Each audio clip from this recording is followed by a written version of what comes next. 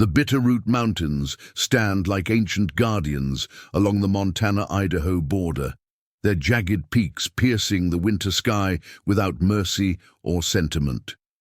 When the blizzards come, they transform the landscape into something otherworldly, beautiful, and deadly in equal measure.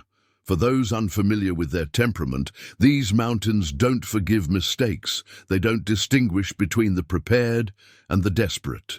They simply exist, indifferent to human suffering. For Eliza Blackwell, a 29-year-old widow with 6-week-old twins, the mountains were never supposed to be her battlefield. But on a desperate journey to reach her sister's home in Idaho, the early February storm that meteorologists had tracked for days suddenly accelerated, unleashing its fury hours before predicted. What began as a risky journey became a fight for 3 lives against nature's cruelest weapons: cold, isolation, and time. And for James Runningwolf, a 34-year-old Shoshone wildlife researcher raised with his people's traditional ways, the strange dream that pulled him from sleep 3 nights in a row was more than superstition. It was a calling, one that would lead him through impossible conditions to a stranded SUV buried in snow, carrying precious cargo the spirits had somehow shown him before he ever laid eyes on Eliza and her babies. This is a story of survival against staggering odds, of ancient wisdom intersecting with modern desperation, of how sometimes being found requires something beyond mere chance or skill, and how, in our most vulnerable moments, unexpected connections can form that even the harshest wilderness cannot sever. Before we jump back in, tell us where you're tuning in from, and if this story touches you, make sure you're subscribed, because tomorrow I've saved something extra special for you. Eliza Blackwell checked the twins' car seats for the 5th time, her fingers trembling slightly as she adjusted the straps around Mason's tiny shoulders. Both babies slept peacefully, bundled in matching blue and green hand-knitted blankets, the last gift her husband Daniel had purchased before the logging accident that took his life just 2 weeks before they were born. "We're going to make it. To Aunt Sarah's little ones," she whispered, her breath visible in the SUV's interior despite the heater running full blast. "Just a 6-hour drive. Then we'll have help. We'll have family." The forecast displayed on her phone showed the incoming storm, but the weather service had predicted it wouldn't hit until late evening. The highway through the Bitterroot Pass would be treacherous but navigable if she left now from her small rental in Missoula. The alternative, staying alone in an apartment she could no longer afford, with dwindling supplies and 2 newborns depending solely on her, wasn't an option. The past 6 weeks had been a blur of grief, sleepless nights, and mounting bills. Daniel's life insurance was tied up in paperwork. The funeral costs had drained their savings, and her medical leave from the library where she worked as a research coordinator was unpaid. Her sister Sarah had been begging her to come stay in Lewiston since the funeral. "You need help, Liza," Sarah had insisted during their last call. "You can't do this alone, not with twins, not after everything." Eliza had resisted, clinging to the independent life she and Daniel had built, as if leaving would somehow sever her last connections to him. But yesterday, when she'd opened the kitchen cabinet to find a single can of formula remaining, reality had finally won.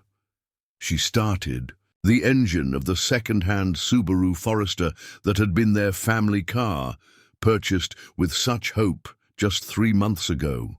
The twins' medical necessities and her essential belongings filled every available space. Whatever else she needed, Sarah would help her figure out. The first hour on the road was deceptively smooth. Light flurries danced in her headlights as Eliza navigated the familiar streets out of Missoula. The twins remained asleep, their synchronized breathing a soothing soundtrack beneath the gentle hum of the engine. Eliza allowed herself to imagine the moment of relief when she'd pull into her sister's driveway, Sarah rushing out to help with the babies, a warm house waiting, the security of family. The weather shifted as she climbed in elevation, approaching the mountain pass that connected Montana to Idaho. What had been occasional snowflakes became a steady fall, then a driving curtain that reduced visibility to mere yards. The wind picked up, buffeting the SUV with gusts that forced Eliza to grip the steering wheel tighter. "It's okay," she reassured herself, checking the twins in the rearview mirror. The forecast said the storm wasn't supposed to intensify until after 8 p.m. We'll be through the pass by then, but the mountains had their own timetable. As Eliza rounded a curve, her headlights illuminated a digital road sign that hadn't been active on her last trip through. "Warning, severe weather alert, pass closing at 2 p.m. Eliza glanced at the dashboard clock, 1:23 p.m. Her GPS indicated another 40 minutes to clear the highest point of the pass. Turning back meant returning to an empty apartment with nearly depleted supplies. Pressing forward meant racing a deadline with precious cargo. "We can make it," she decided, her hands clenched on the wheel. "We have to." The snow intensified with alarming speed, transforming from steady flakes to horizontal sheets that hammered the windshield. The wipers struggled to keep pace, creating brief windows of visibility that closed almost immediately. The road, visible minutes before, became a suggestion beneath growing layers of white. Eliza reduced her speed, leaning forward as if those few inches might help her see beyond the swirling chaos. Mason stirred in his car seat, a whimper quickly building toward the distinctive cry that signaled hunger. Emma would follow soon. The twins rarely stayed on different schedules for long. "Not now, sweetie," Eliza pleaded, knowing the impossible nature of her request. "Just a little longer." The first bottle was easy, prepared before departure and kept warm in an insulated bag. Eliza carefully pulled onto what she hoped was the shoulder, hazard lights blinking weakly through the thickening snow. She reached back to feed Mason while scanning the whiteout conditions, calculating how long she could safely remain stopped. The road had been empty for the past 20 minutes. No plows, no fellow travelers, no signs of human presence besides. The rapidly disappearing asphalt beneath her tires. Mason settled with the bottle, but Emma woke fully, her cries filling the vehicle with urgent demand. Eliza checked the time again, 1:47 p.m. The pass would close in 13 minutes, and she still hadn't reached the summit. "We're going to keep moving, loves," she said, returning to the wheel after securing Mason. "Emma, I promise you're next. Just hold on." The SUV crept forward, tires finding less purchase with each minute as fresh snow accumulated faster than even the all-weather treads could manage. The engine strained against the steepening grade, and Emma's cries grew more insistent. At 1:53 p.m., Eliza felt the first sideways slide, a gentle suggestion of physics showing its hand. She corrected carefully, remembering Daniel's patient instructions about winter driving. "Don't overcorrect, turn into the skid, gentle on the brakes."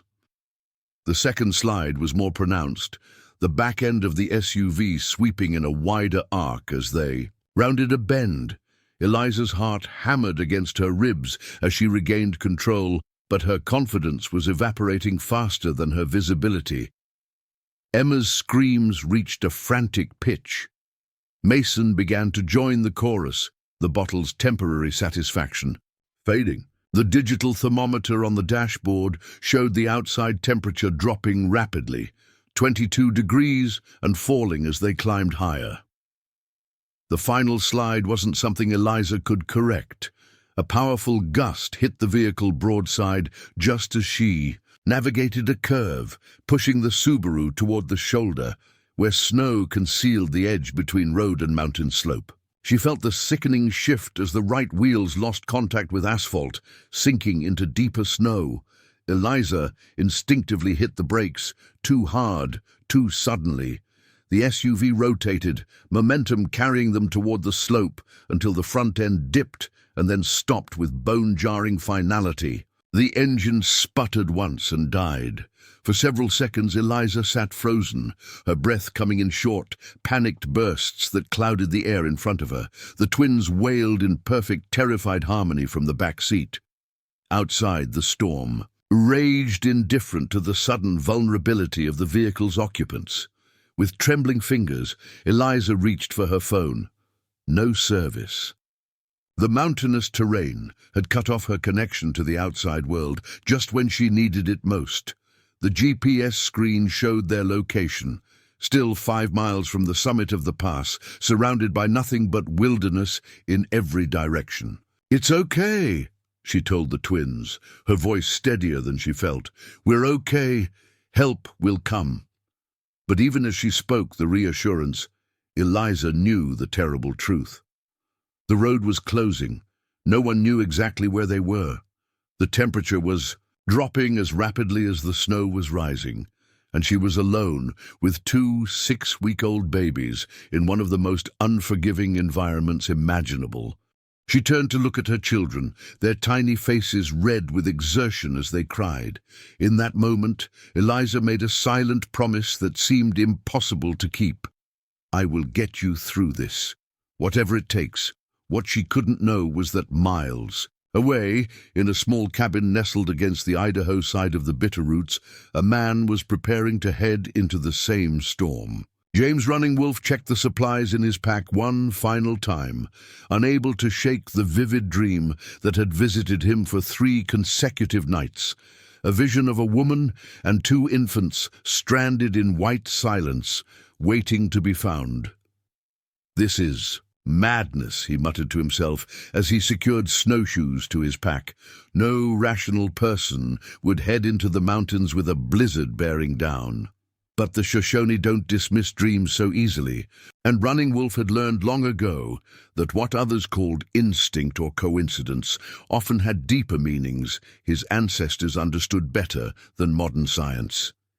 He didn't know who the woman in his dreams was, or why her fate had been shown to him. He only knew with unshakable certainty that if he didn't go, 3 lives would be extinguished before dawn. Preparing and narrating this story took us a lot of time, so if you are enjoying it, subscribe to our channel. It means a lot to us. Now back to the story. The world outside the Subaru had transformed into a howling white void. Eliza's hands shook as she turned the key in the ignition repeatedly, each attempt rewarded with a weaker response until the engine refused to catch at all. The battery was dying, overtaxed by the heater she'd been running at full capacity. "Conservation mode," she whispered, forcing herself to think methodically despite the rising panic. With the engine dead, the SUV's interior would quickly surrender. Its heat to the sub-zero temperatures outside, Eliza unbuckled and climbed awkwardly between the front seats into the back, her body still recovering from the C-section that had brought the twins into the world. Emma's cries had reached a desperate pitch, her tiny face scrunched and red. Eliza changed her diaper with trembling fingers, then prepared a second bottle from the supplies she'd packed within reach. "We'll be warm, loves," she promised, though uncertainty clouded her voice. "We just need to be smart about this. The emergency." Kit Daniel had insisted on keeping in the car contained several essential items: a battery-powered emergency radio, a flashlight, basic first aid supplies, a space blanket, hand warmers, and a small supply of energy bars. Not enough for an extended stay, but perhaps enough to survive until help arrived. If help arrived, as Emma nursed from her bottle, Eliza switched on the emergency radio, twisting the dial through static until a crackling voice emerged. "Repeat. Bitterroot Pass is now closed due to extreme weather conditions. Highway Patrol reports multiple vehicles requiring assistance on both the Montana and Idaho sides. All available emergency personnel are responding, but officials warn that remote sections may not be reached until storm conditions improve. Expected duration of closure, minimum 24 hours. The message cycled through again as Eliza's stomach sank. 24 hours. maybe longer. She glanced at the diaper bag with its remaining formula, enough for perhaps 8 more feedings if she rationed carefully. The hand warmers would last a few hours at most. Outside, drifts were already forming against the vehicle's doors, snow piling higher with each passing minute. The temperature gauge on the dashboard had stopped working when the power died, but Eliza could see her breath forming thicker clouds inside the car. "We need insulation," she murmured, remembering the wilderness survival book Daniel had been reading during her pregnancy. He'd been so excited about future family camping trips, already planning adventures for children who weren't yet born. Eliza secured Emma in her car seat, then began gathering every fabric item she could find. Jackets, blankets, the small travel pillow she kept for long drives. She layered them over and around the twins, creating a makeshift cocoon. Next, she used the space blanket from the emergency kit to cover the backs of the front seats, creating a smaller compartment in the rear of the vehicle that would be easier to keep warm. The twins had settled temporarily, content with full stomachs and dry diapers. Eliza knew the reprieve was temporary. Within a few hours, they would need changing and feeding again, and maintaining their body temperature would become increasingly crucial. She allowed herself a moment to consider her options. Staying with the vehicle was the textbook recommendation for stranded motorists, easier for rescuers to spot than a moving target. But the blizzard showed no signs of abating, and the isolation of their location made discovery uncertain. Eliza took stock of their exact position. They had slid approximately 15 feet off the highway. The SUV's front end dipped into a depression that would make it increasingly invisible as snow accumulated. The vehicle's dark blue exterior would blend with the twilight shadows already gathering. Despite it being only mid-afternoon, she needed to create something visible from the road, a marker or signal that might catch the attention of a passing snowplow or rescue vehicle. Using the flashlight to illuminate her work, Eliza tore strips from a bright red scarf, tying them to the radio antenna and side mirrors. It wasn't much, but it was something. As darkness crept over the mountains, the temperature plummeted further. Eliza's fingertips had begun to numb despite the gloves she wore, and condensation from her breath formed a thin layer of ice on the inside of the windows. The twins would wake soon, hungry and uncomfortable in the deepening cold. Eliza activated 2 of the hand warmers, placing them strategically near but not directly against the babies. She had to ration. 4 remained in the package, and she needed to preserve them for the night hours ahead when temperatures would reach their lowest point. An unexpected sound broke through the howling wind, a sharp crack from somewhere above. Their position on the slope, Eliza froze, listening intently. The sound came again, louder this time, followed by a deep rumble that seemed to vibrate through the very frame of the SUV. "No," she breathed, suddenly recognizing the danger. "Please, no. Avalanche conditions. The heavy snowfall combined with strong winds was loading the slopes above them.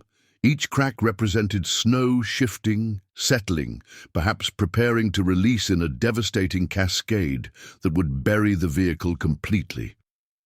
Eliza forced herself to breathe, to think through her rapidly narrowing options. Moving the SUV was impossible, with the engine dead and their position compromised. Attempting to hike out with newborn twins in blizzard conditions was equally unthinkable. Their only choice was to remain in place and hope any potential slides missed their position. Mason stirred first, his small whimpers escalating quickly to hungry cries. Eliza's maternal instincts temporarily overshadowed her fear as she prepared another bottle, her movements growing more practiced in the confined space. "Shh, little man," she murmured, cradling him while keeping Emma snug in her car seat. "We're going to be okay. We're survivors, all 3 of us." As she spoke, Eliza realized she was trying to convince herself as much as comfort her son. The situation was deteriorating with each passing hour. The SUV's interior had become a refrigerator. that would soon approach freezer temperatures. The snow outside had risen past the bottom of the windows, and the wind had sculpted it into drifts that nearly reached the roofline on the exposed side.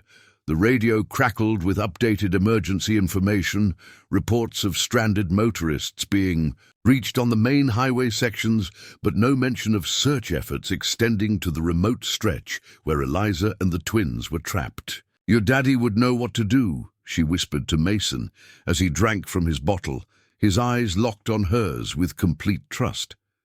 He was always prepared for everything. Except death at 32, she thought, but didn't say.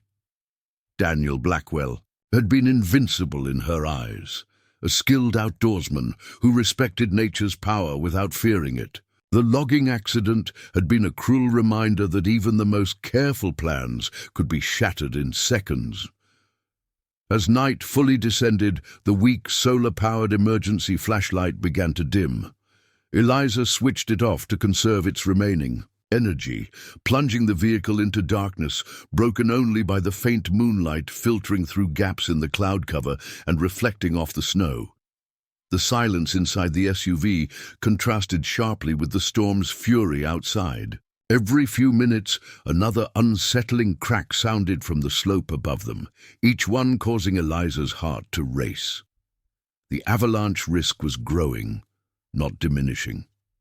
In the darkness, Eliza's thoughts circled back to the life she'd left behind. In Missoula, the half-packed apartment with hospital bills still scattered across the kitchen table, the neighbor who had promised to collect her mail, the library colleagues who had sent a casserole last week. No one was expecting to hear from her until she reached Sarah's house in Lewiston. No one would sound the alarm about their absence. For hours yet, Emma's cries joined Mason's as both babies awakened again, uncomfortable in the deepening cold, despite their layers. Eliza struggled to comfort them both, her own body beginning to shiver uncontrollably as her core temperature dropped. "Help is coming," she told them, though doubt edged her voice. "We just need to hold on a little longer." She activated another hand warmer, holding it between her palms before touching the twins' tiny feet through their onesies. 3 warmers left. Maybe 10 hours of night ahead. The math was unforgiving. On the Idaho side of the mountains, James Running Wolf pushed forward through the blinding snow, following a route that existed more in memory than visible reality. His snowshoes kept him atop the deepening drifts, and the specialized gear he wore, developed for high alpine rescue work, protected him from the worst of the cold. The dream had shown him this path, leading to a specific curve on the highway where the guardrail had been damaged in a previous winter's accident. His colleagues at the Fish and Wildlife Service would call him reckless or worse if they knew he'd headed into the backcountry alone during a blizzard based on nothing more than recurring dreams. His husky, Makia, forged ahead on a long lead, her instincts for navigating whiteout conditions far superior to human capability. The dog paused suddenly, ears alert despite the howling wind, nose lifted to catch some scent beyond human perception.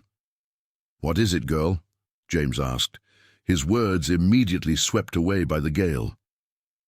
Makia turned her head, blue eyes reflecting the beam of James's headlamp, then tugged insistently in a direction that deviated from their planned route. The dog had never led him astray, and James had learned to trust animal instincts over human certainty. "Lead on," he conceded, adjusting his course to follow. Back in the snowbound SUV, Eliza jolted awake, disoriented from the microsleep that had claimed her, despite her best efforts to remain alert. The twins were finally quiet, but the silence brought no comfort. Hypothermia in infants often manifested as lethargy rather than shivering. She checked them frantically, relief washing over her as she confirmed both were breathing normally, their cheeks still showing healthy color when she aimed the flashlight beam at their faces. They had drifted into exhausted sleep, temporarily sated but increasingly vulnerable as the vehicle's interior continued to cool. The sound that had awakened, Her came again, not the ominous crack of snow shifting on the slope above, but something different. A scratching against the vehicle's exterior, deliberate rather than the random pattering of ice crystals driven by wind. Eliza held her breath, listening. The scratching continued, moving from the driver's side door toward the rear of the vehicle. Then came a sound that sent electric fear racing through her body, a low, rumbling growl. Something large was investigating their vehicle, something alive. In the absolute darkness, with two helpless infants depending entirely on her protection, Eliza Blackwell faced a new threat from the wilderness that had already pushed her to the edge of survival.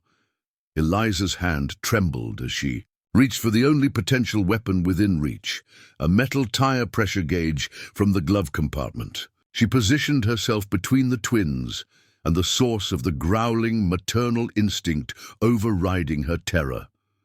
The scratching intensified, followed by a sharp bark that made her freeze in confusion. Not the deep growl of a mountain lion or wolf, but the distinctive sound of a domestic dog. Before she could process this realization, a beam of light cut through the darkness outside, sweeping across the snow-covered windows. "Hello? Anyone in there?" A man's voice called out deep and clear despite the howling wind. Relief crashed through Eliza with such force that she nearly collapsed. "Yes," she cried, her voice cracking. "We're here! 3 of us! Myself and twin babies!" More scratching as the snow was cleared from the driver's side window. The beam of a powerful headlamp illuminated the interior, momentarily blinding Eliza. She raised a hand to shield her eyes, catching a glimpse of a bearded face peering in. "I'm going to clear the door," the voice announced. "Hang tight." The next few minutes brought the rhythmic sound of a shovel attacking compacted snow. Eventually, the driver's door creaked open, letting in a blast of frigid air and swirling snowflakes. A large man in specialized winter gear squeezed halfway into the front seat, accompanied by a rush of cold that made Eliza instinctively tighten her hold on the twins. "I'm James Running Wolf," he said, removing his snow-covered gloves. "Fish and Wildlife Service. Are you injured?" "Eliza Blackwell," she managed through chattering teeth. "Not injured, but we're freezing. The car died hours ago." James assessed the situation with quick efficiency, his dark eyes taking in the makeshift shelter Eliza had created in the back seat, the twins bundled in their car seats, the depleted supplies scattered around them. "Hypothermia risk is severe," he said, more to himself than to her. "We need to get you to shelter immediately." He turned back toward the open door. "Makya, come." A striking husky with intelligent blue eyes appeared, snow clinging to her thick fur. The dog that Eliza had mistaken for a predator sat obediently, awaiting instructions. "How did you find us?" Eliza asked, still struggling to comprehend their sudden rescue. "The road's closed. There's been no traffic for hours." Something flickered in James's expression. Hesitation, perhaps, before he answered. "I was checking on remote sections of the highway. Lucky timing." The explanation sounded rehearsed, insufficient, but Eliza was too grateful to question it further. "My cabin is about 4 miles from here," James continued. "All business now. It's our best option. The main roads won't be cleared until morning at the earliest, and emergency services are overwhelmed with accidents closer to town." Eliza glanced at her babies, knowing they wouldn't survive the night in the freezing vehicle, yet terrified at the prospect of carrying them through a blizzard. 4 miles in this?" she questioned. "With newborns?" James nodded, understanding her concern. "I have the gear for it, specialized equipment for backcountry emergencies." He reached into his pack, producing what looked like a modified front carrier with insulated walls. "This is designed for transporting injured animals, but it can be adapted. It maintains body heat and provides complete protection from the elements." "And the other baby?" Eliza asked. James patted his coat. "Inside my parka against body heat. I've handled orphaned wildlife in worse conditions." Seeing her hesitation, he added more gently, "Mrs. Blackwell, I understand your concern, but we don't have options. This storm is intensifying, and the avalanche danger above us is critical. We need to move while we still can." As if to emphasize his point, another ominous crack sounded from the slope above, louder than previous warnings. Eliza made her decision. "What do we need to take?" "Formula, diapers, any medication they require," James answered immediately. "Everything else can be replaced." Working with practiced efficiency, James helped Eliza gather the essential supplies. He secured one baby carrier to his chest, creating a protected pocket where Mason could ride, snug against his body heat and sheltered from the wind. Emma was placed in the specialized carrier, which James adjusted to allow Eliza to wear it front-facing. "She'll be pressed against your heartbeat," he explained as he secured the straps, the most comforting sound for an infant. The preparation took less than 15 minutes, but when James finally opened the door fully, Eliza gasped at the transformation outside. The SUV was now almost completely buried, only the upper portions of the windows still visible. The snow continued to fall with relentless determination, driven sideways by winds that clawed at exposed skin like frozen needles. "Stay directly behind me," James instructed, securing additional layers around Eliza, a weatherproof outer jacket from his pack, insulated mittens to replace her fashionable gloves, a face mask that left only her eyes exposed. "Step exactly where I step. If you fall, protect the carrier. I'll be right beside you within seconds." Makia took the lead position, breaking trail through the deepest drifts. The husky moved with confidence, despite conditions that reduced visibility to mere feet. James followed, using specialized snowshoes that distributed his weight across the powder.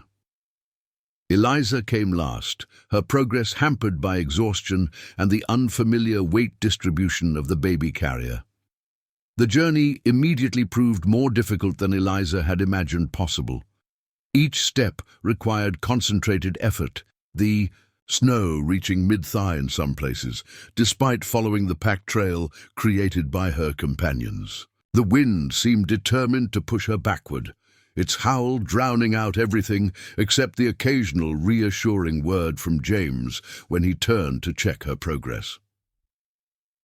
Emma remained miraculously quiet in her protected cocoon, perhaps lulled by the rhythmic movement and the warmth generated by their shared body heat. Eliza couldn't see Mason, secured inside James's parka, but had to trust her son was receiving the same protection. They had traveled perhaps half a mile when disaster nearly struck. A sudden gust, stronger than the others, caught Eliza off balance. Her right foot slipped off the packed trail, plunging into deeper snow, and she felt herself falling sideways. As James had instructed, she twisted to protect Emma's carrier, taking the impact on her shoulder and back. The snow cushioned her fall, but panic seized her as she struggled to right herself, the carrier's weight and her awkward position making it impossible to stand unassisted.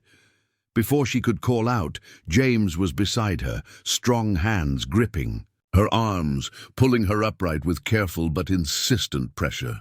"Are you hurt?" he shouted over the wind. "No," Eliza managed, breathless from exertion and fear. "Emma?" James quickly checked the carrier. "She's fine, sleeping through her adventure." The momentary stop had allowed Eliza to catch her breath, but the pause exposed them more fully to the storm's fury. Ice crystals formed instantly on her eyelashes, and the cold penetrated deeper through her layers. "We need to keep moving," James urged, his voice betraying concern. "Temperatures dropping faster than predicted. Another 2 miles to go." Eliza nodded, determination supplanting fear. She had survived childbirth, widowhood, grief, and crushing responsibility. She would survive this mountain too, for her children, if not for herself. Their progress slowed as the terrain grew more challenging, the trail now winding through dense forest that provided some shelter from the wind, but presented new obstacles in the form of downed branches and hidden depressions. Time lost meaning in the monotonous struggle forward, each step requiring complete concentration. James checked on them frequently, sometimes reaching back to grasp Eliza's arm on particularly treacherous sections. His calm competence provided an anchor in the chaotic whiteout conditions. Makia remained their pathfinder, the husky's instincts unerring even when the trail became indistinguishable from the surrounding wilderness. The twins, remarkably, remained quiet throughout the ordeal. When Emma finally stirred with a whimper that escalated toward a full cry, James immediately signaled a stop beneath the relative shelter of a massive pine. "She's probably hungry," Eliza explained, her words forming visible puffs in the frigid air, "and cold, despite everything." James nodded, unslinging his pack with practiced movement. "We're making good time."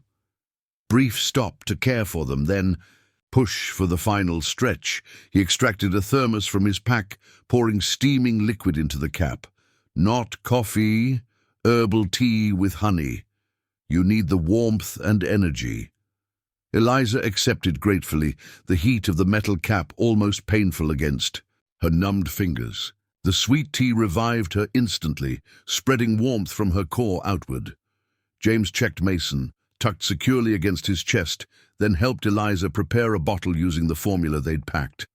The mundane parenting task became surreally complex in the middle of a blizzard, both adults working together to shield the baby and bottle from driving snow and sub-zero temperatures. As Emma nursed hungrily, Eliza studied their rescuer in the beam of his headlamp. James Running Wolf moved with the quiet efficiency of someone accustomed to wilderness emergencies, his actions methodical and precise. His broad-shouldered frame and weathered features suggested a life spent outdoors, while his careful handling of the infants revealed unexpected gentleness. "How much farther?" Eliza asked when Emma had finished her bottle and been secured back in the carrier. "Less than a mile now," James replied, studying the sky with a practiced eye. "The storm center is moving through. We need to push hard for the next 30 minutes before conditions worsen."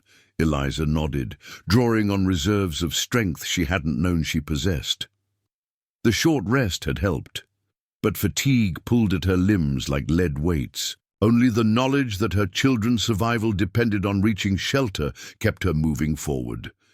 As they resumed their trek, a new sound broke through the constant howl of the wind, a deep, resonant rumble that seemed to shake the very ground. Beneath their feet, James froze, grabbing Eliza's arm to halt her progress. "Avalanche," he said, his voice tense, "not directly above us, but close." In the distance, they could make out a ghostly white wall cascading down a slope, devouring everything in its path. The sight was both terrifying and mesmerizing, nature's power displayed in devastating clarity. "The cabin is just beyond that ridge," James said, pointing to a dark outline barely visible through the swirling snow. "If we can reach it in the next 20 minutes, we'll be safe." The ominous rumbling of distant avalanches accompanied their final push toward shelter, each one a reminder of the fate they were racing to avoid. Eliza focused solely on following James's footsteps, her world narrowed to the small circle of visibility created by his headlamp. Just when she thought her legs would give out entirely, Makia gave an excited bark, bounding forward toward a shape that gradually resolved into a sturdy log structure. The sight of the cabin, windows glowing with faint amber light, struck Eliza as the most beautiful thing she had ever seen. "You left the lights on?"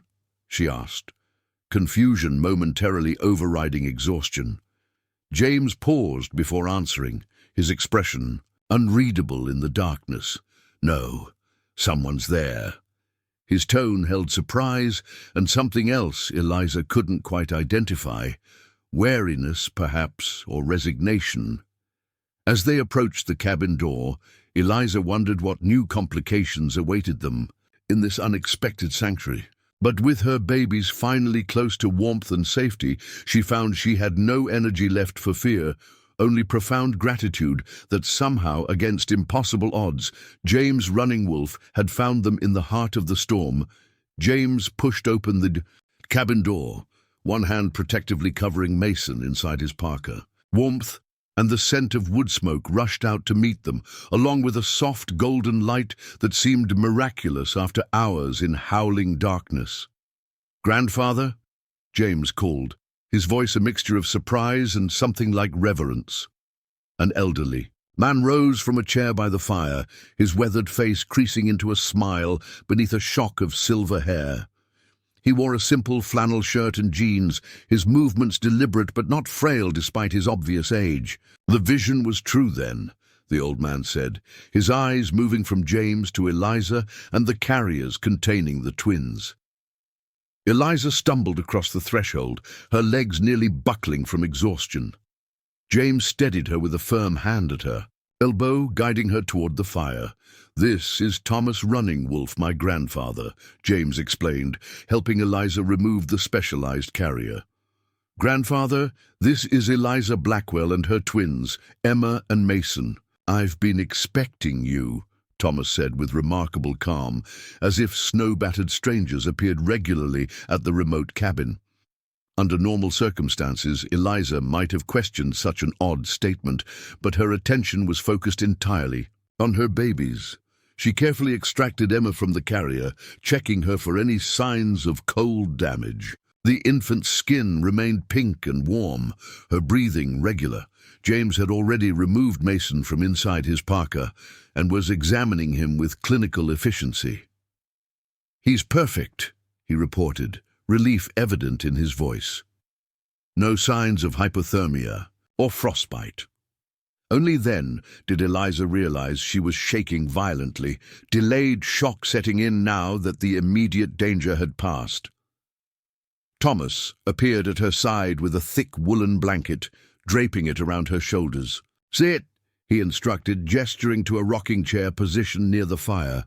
"Warm yourself while we tend to the little ones." The cabin's interior was both rustic and well-appointed. A single large room with a sleeping loft above, dominated by a massive stone fireplace currently radiating blessed heat. Handcrafted furniture was arranged for both function and comfort, while shelves lining the walls held books, carved figures, and what appeared to be traditional indigenous artifacts. James moved with practiced familiarity through the space, gathering supplies. He filled a basin with warm water, laid out towels, and prepared the formula Eliza had packed for the twins. "You know what to do with babies?" Eliza asked, momentarily surprised by his competence. A shadow crossed James's features. "I have some experience," he said without elaboration, then turned to help his grandfather arrange cushions on the hearth where the twins could be laid. Makia shook the snow from her coat and settled on a rug near the door, blue eyes watchful. As the humans moved about the cabin, the husky seemed as at home here as her master, relaxed but alert. "How did you know we were coming?" Eliza finally asked, looking between the two men. "You said you were expecting us." James and Thomas exchanged a glance that contained volumes of unspoken communication. It was Thomas who answered, his voice deep and melodic with the subtle cadence of his native language. "My grandson has inherited certain gifts from our ancestors, dreams that show what must be found." He gestured toward the twins. "For 3 nights he dreamed of a woman with 2 infants stranded in the snow. The dreams became more specific each night, until today he knew exactly where to search." Eliza blinked, trying to process this explanation. "You're saying you found us because of prophetic dreams?" James busied himself with warming bottles.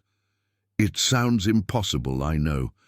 I have degrees in wildlife biology and environmental science. I work with data and evidence daily." He paused, meeting her gaze directly. "But I also know there are forms of knowledge my education doesn't explain." You didn't just happen to be checking remote sections of highway, Eliza realized. No, James admitted. I went out specifically looking for you, following the path I'd seen in the dreams. Makia confirmed we were on the right track once we got close enough for her to pick up your scent. Under normal circumstances, Eliza might have dismissed such a story as superstition or coincidence, but there was nothing normal about being rescued in the middle of a blizzard by a man who seemed to know exactly where to find them. My husband would say there's a logical explanation, she said softly, watching as Thomas gently cleaned Emma's face with a warm cloth.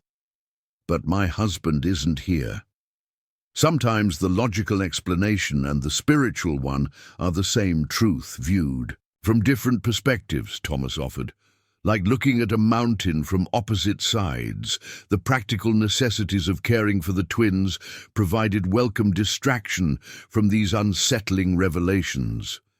Eliza changed their diapers using supplies from her bag, supplemented by soft cloths Thomas produced from a chest. James prepared fresh bottles while Thomas stoked the fire to its maximum heat. Once the babies were fed, clean, and settled in a makeshift bed created from cushions and blankets, Eliza felt the full weight of her own exhaustion.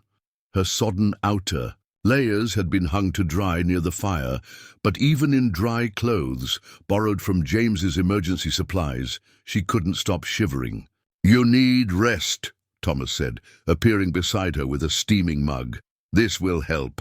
Old medicine, good for the body after cold and fear.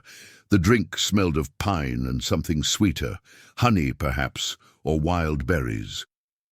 Eliza sipped cautiously, then with greater enthusiasm as warmth spread through her chest and limbs. What is it? She asked, cradling the mug between her palms. Pine needle tea with herbs that help the blood move properly again after cold has slowed it, Thomas explained. My mother taught me. Her mother taught her, back through generations. James had moved to the small kitchen area, preparing a more substantial meal on the wood stove. You should eat something too, he called over his shoulder. The body needs fuel after what you've been through. Eliza nodded, though food seemed a distant concern compared to the miracle of warmth and safety. Her gaze returned repeatedly to the twins, peaceful in their improvised bed, seemingly unaffected by their harrowing journey. They're strong, your little ones, Thomas observed, following her gaze. They have your spirit. I was terrified, Eliza admitted.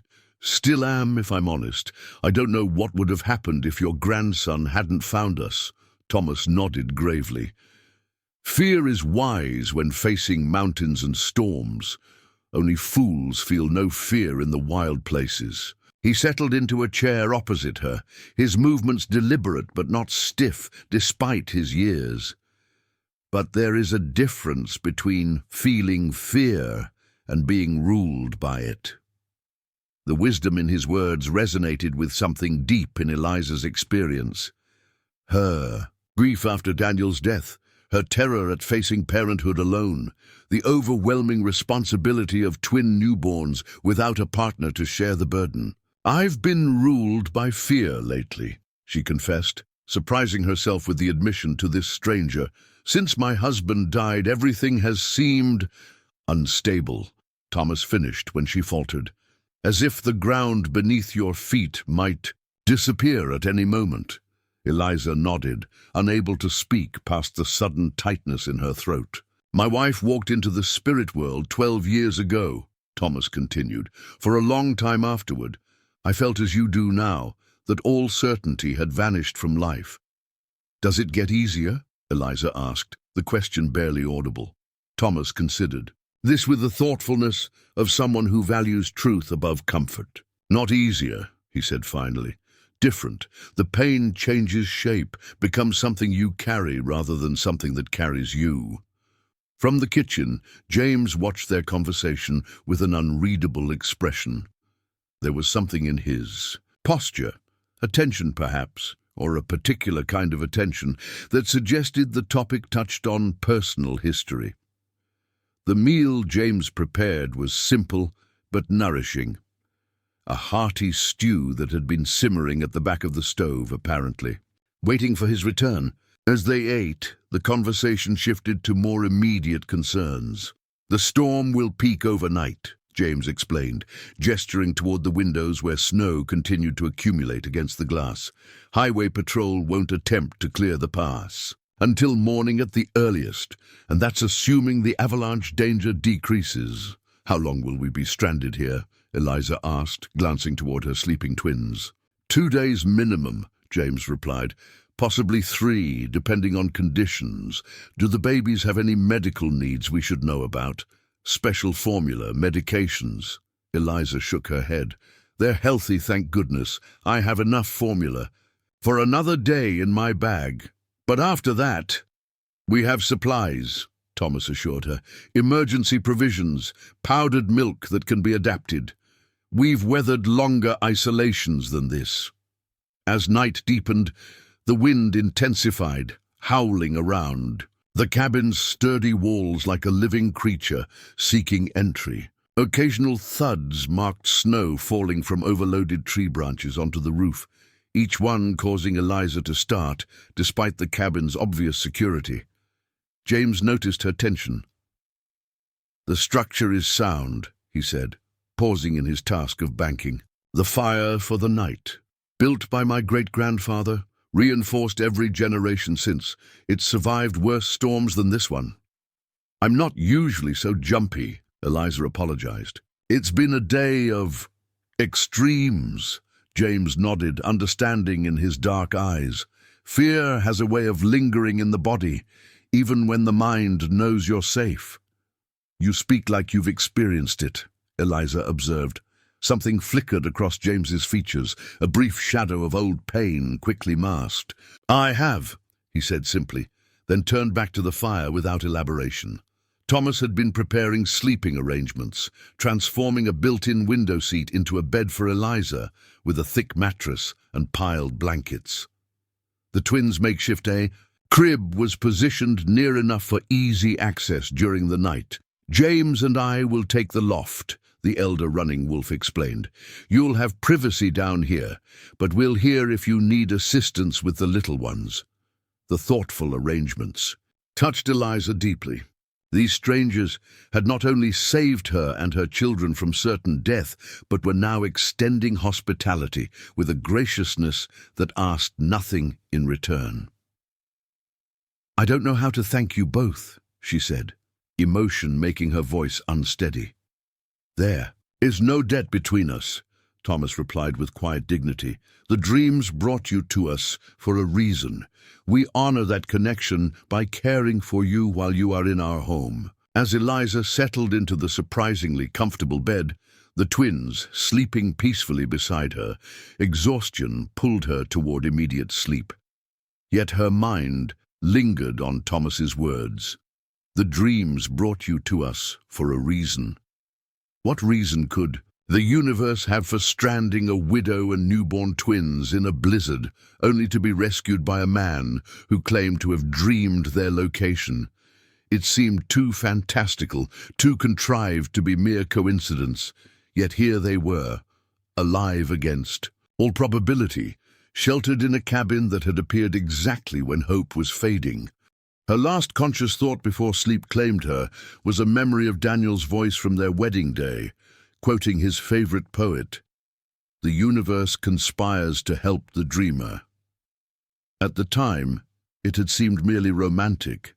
Now, wrapped in borrowed blankets in a stranger's cabin, saved by inexplicable dreams, she wondered if there might be more truth to those words than she had ever imagined.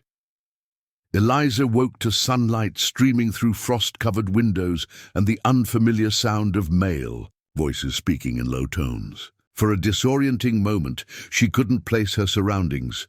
The rustic wooden ceiling above, the weight of heavy blankets, the stone fireplace now radiating gentle heat from freshly added logs. Reality rushed back as Emma's hungry cry pierced. The morning quiet, the blizzard, the rescue, the cabin with its unexpected occupants. Eliza pushed herself upright, muscles protesting after yesterday's ordeal, and reached for her daughter. "Good morning," James said, appearing from the kitchen area with a steaming mug. "The little man is already fed. Grandfather took care of him when he woke an hour ago so you could rest." Sure enough, Mason was contentedly nestled in a sling across Thomas's chest as the elder running wolf moved about the cabin with practiced ease. The old man hummed a melody unlike anything Eliza had heard before, haunting and rhythmic, seeming to soothe the infant with each note. "You didn't have to do that," Eliza said, accepting the offered coffee with grateful hands while cradling Emma. "But thank you for everything." James nodded, his expression more open in the morning light than it had been during the crisis of the previous day. "How are you feeling? Any numbness in your extremities? Unusual pains?" "Just sore, like I've run a marathon," Eliza admitted. "And hungry, suddenly?" "Good signs," James replied. "Grandfather has breakfast nearly ready. You have time to feed Emma first." The domestic normalcy of the scene struck Eliza as surreal after the life-threatening conditions they'd faced mere hours ago. Sunlight transformed the cabin into a warm haven, revealing details lost in the previous night's exhaustion, and firelight shadows, intricate beadwork on wall hangings, carefully crafted furniture that spoke of generations of craftsmanship. Shelves of books ranging from modern scientific texts to worn leather volumes whose titles she couldn't make out. Emma nursed hungrily while Eliza studied their unexpected sanctuary with growing appreciation. The cabin was larger than it had appeared in the darkness, a great room combining kitchen and living spaces with the sleeping loft above and what appeared to be a small attached room off to one side. "Storm's broken," Thomas announced, returning from checking outside. "Left 3 feet of fresh snow and took down some trees across the access road. We're not going anywhere yet." "Highway Patrol just radioed," James added, holding up a sophisticated emergency communications device. "The pass is completely blocked by avalanche debris. Clearing operations won't begin until conditions stabilize, likely tomorrow at the earliest." Eliza nodded, not entirely surprised. "I should call my sister. She'll be frantic when I don't arrive." "Already done," James said. "I reached emergency services in Lewiston this morning. They'll contact your sister and let her know you're safe, just delayed." The thoughtfulness of this action touched Eliza deeply. "Thank you. I don't know what I would have done without—" Her voice caught unexpectedly. The full magnitude of what might have happened, what would have happened without James's intervention, suddenly overwhelming her. Thomas approached, gently transferring Mason to her free arm. "What might have been no longer matters," he said with quiet authority. "You're here. The little ones are well. That is what we focus on." Breakfast proved to be a hearty affair of cornmeal cakes drizzled with wild berry preserves, venison sausage, and more of the invigorating pine tea. Thomas had clearly prepared for extended isolation during winter months, the cabin's pantry well stocked with preserved foods and essentials. As they ate, James explained more about their situation. "The radio forecast says we'll have clear weather for at least 48 hours before the next system moves through. Once the avalanche danger decreases, crews will start clearing the highway, but realistically, it'll be 3 days minimum before the pass reopens. Your sister is aware you're safe with us," Thomas added. "The emergency services in Lewiston will keep her updated." Eliza felt a mixture of relief and unease. While grateful for their safety and the running wolf's hospitality, the prospect of days in close quarters with these strangers, however kind they might be, presented its own challenges. And there remained the unsettling question of James's dreams, the inexplicable foreknowledge that had led him directly to her stranded vehicle. "May I ask you something?" she ventured after a moment's hesitation. "About the dreams." The running wolves exchanged a glance before James nodded. "Of course. Have you had experiences like this before? Finding people through dreams?" James set down his fork, considering his words carefully. Yes, though not frequently. The dreams come when they're needed, not when called. In our family, certain gifts pass through generations, Thomas explained, his weathered hands cradling his mug. James's grandmother, my wife Nora, had the strongest seeing dreams in many generations. She knew things before they happened, found lost children, sensed dangers before they became visible. And you believe this ability passed to you? Eliza asked James directly. He met her gaze with steady composure. I've spent much of my life trying to reconcile what I experience with what science tells me is possible. I pursued education, evidence, rational explanations. A slight smile touched his lips. My doctoral advisors at the university would be troubled to hear me discuss dreaming of stranded motorists. Yet you acted on the dreams, Eliza observed. You risked your life based on them. Because they've never been wrong, James said simply. I can question why or how they come, but not their truth. Thomas nodded approval at his grandson's words. There are different kinds of knowing in this world. The Shoshone have always understood this. Our relationship with the land, with animals, with weather patterns, these connections run deeper than what can be measured with instruments. Under normal circumstances, Eliza might have dismissed such talk as mysticism or coincidence. But normal had evaporated somewhere between her husband's unexpected death and being rescued from certain death by a man who claimed to have dreamed her location. I've always believed in what I could see, touch, prove, she admitted, adjusting Emma in her arms.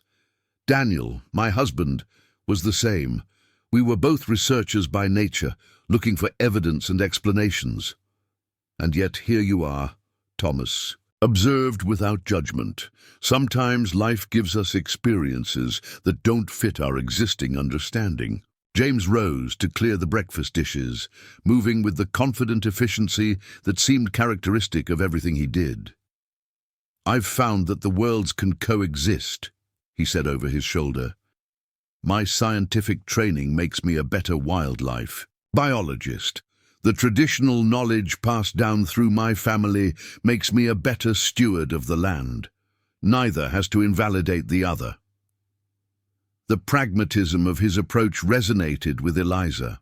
Daniel would have liked you, she said without thinking, then felt heat rise to her cheeks at the unexpected personal comment.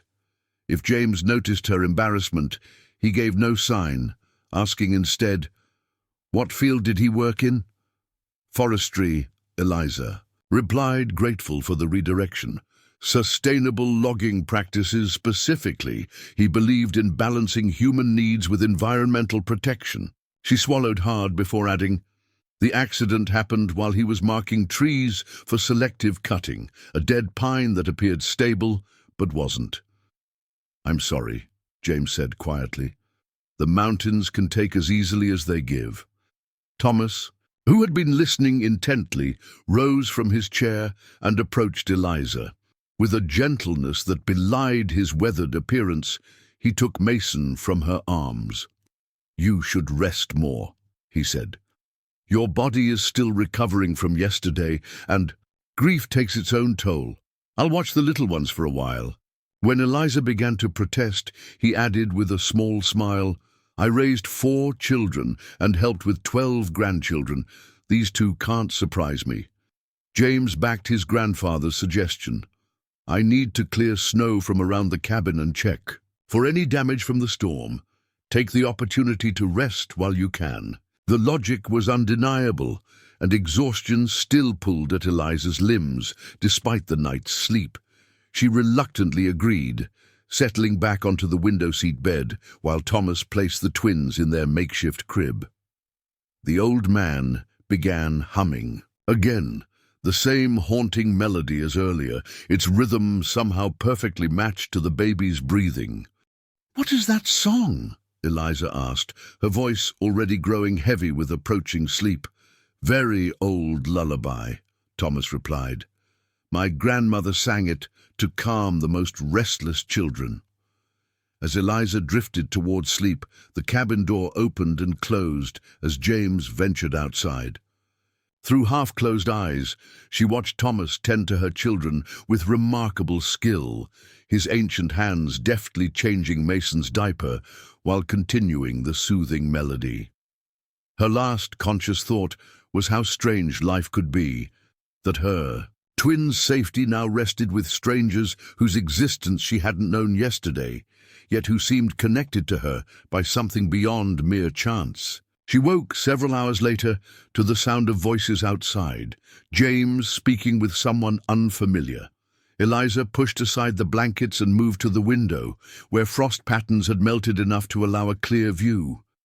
James stood in the cleared area before the cabin, deep in conversation with a uniformed officer, highway patrol, based on the insignia visible even at this distance. Both men's expressions were serious, their posture suggesting the discussion held significance beyond a routine check.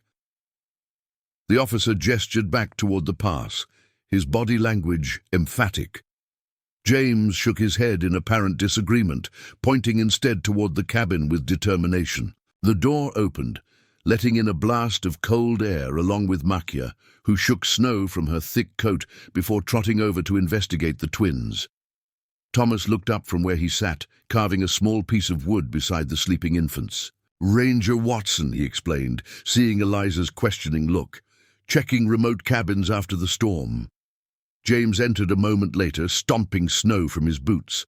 "Highway Patrol confirms what we already knew," he announced, hanging his heavy coat by the door. "The pass is completely blocked. They're bringing in specialized equipment from Boise, but it won't arrive until tomorrow at the earliest." "What was the disagreement about?" Eliza asked, surprising herself with her directness. James raised an eyebrow, but answered honestly. "He suggested we attempt evacuating you and the twins by snowmobile to a medical facility for assessment. I explained that moving newborns in these temperatures presented greater risks than remaining here where they're warm, fed, and showing no signs of distress. And he accepted that. Eventually. A hint of amusement crossed James's features. Having a PhD in environmental biology and a grandfather who served as a wilderness paramedic for 30 years gives my opinion some weight." Thomas chuckled from his place by the fire. "The uniform doesn't hurt either." Eliza looked between them, confused. "Uniform?" "Fish and Wildlife Special Operations," James clarified. "I coordinate predator tracking and emergency response in wilderness areas. The position comes with certain authority during natural disasters." This new information settled over Eliza, adding another layer to her understanding of the man who had rescued them. Not just a wildlife biologist or traditional Shoshone with mysterious dreams, but someone whose professional role bridged multiple worlds: science, law enforcement, emergency response. "And they'll send a medical team once the road is partially cleared," James continued. "Standard procedure after exposure incidents, especially with infants involved. But there's no rush. You're all stable. And this cabin is designated as an emergency shelter if needed." Eliza nodded, her gaze moving to her sleeping twins. "Thank you for advocating for them. The thought of moving them again in these conditions. It would be unnecessarily risky," James finished with professional certainty. Then, his voice softening slightly, "Besides, Grandfather would never forgive me if I let them take away his temporary grandchildren so soon." Thomas looked up from his carving, eyes twinkling with unmistakable fondness as he regarded the sleeping infants. "Old men need small ones around to remember what matters," he said simply. The interaction revealed dimensions to both men that Eliza hadn't fully appreciated. Thomas's gentle, nurturing nature beneath his stoic exterior, James's protective instincts extending naturally to her children despite their brief acquaintance. Outside, the winter sun created a dazzling landscape of untouched white, beautiful yet isolating. Inside, the cabin had become an unexpected sanctuary where strangers were rapidly becoming something different, bound by circumstance, and perhaps by something less easily defined. Eliza found herself wondering what Daniel would make of all this. The dreams, the rescue, the running wolves with their blend of scientific knowledge and traditional wisdom. He had always been the skeptic between them, demanding evidence for every claim, yet open to wonder when proof presented itself. "He would believe once he saw you with the twins," she said aloud without context. Both running wolves looked at her questioningly, but neither pressed when she didn't elaborate. The understanding in their silence felt like permission to grieve, to speak random thoughts, to process her experiences without explanation or apology. It was a gift she hadn't realized she needed until that moment. By the second day in the cabin, a rhythm had established itself among the unlikely companions. Caring for the twins provided natural structure, feedings, changings, brief periods of alertness followed by longer stretches of sleep. Between these intervals, conversations unfolded naturally, revealing more about each of them than formal introductions ever could. "You never mentioned what you do," James said as he and Eliza sat at the kitchen table, repairing a tear in one of the baby carriers. His fingers worked with surprising dexterity for their size, needle flashing in the afternoon light. "I'm a research librarian," Eliza replied, watching his methodical stitches. "Or was, before the twins. University of Montana, Special Collections. Focused on regional history and environmental archives."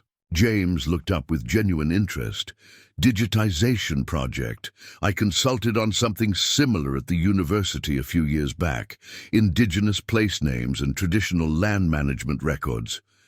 "The Thompson Wilcox grant," Eliza confirmed, surprised. "I coordinated the archival side of that project. We might have been in the same meetings. Different circles, different times," James mused. "Though the university isn't that large." The coincidence hung between them, suggesting connections that might have formed in another timeline: professional collaboration, academic acquaintance. "And now," James asked, returning to his stitching, "will you go back to the university?" Eliza's hands stilled on the fabric she was holding. "I don't know. Everything changed so quickly.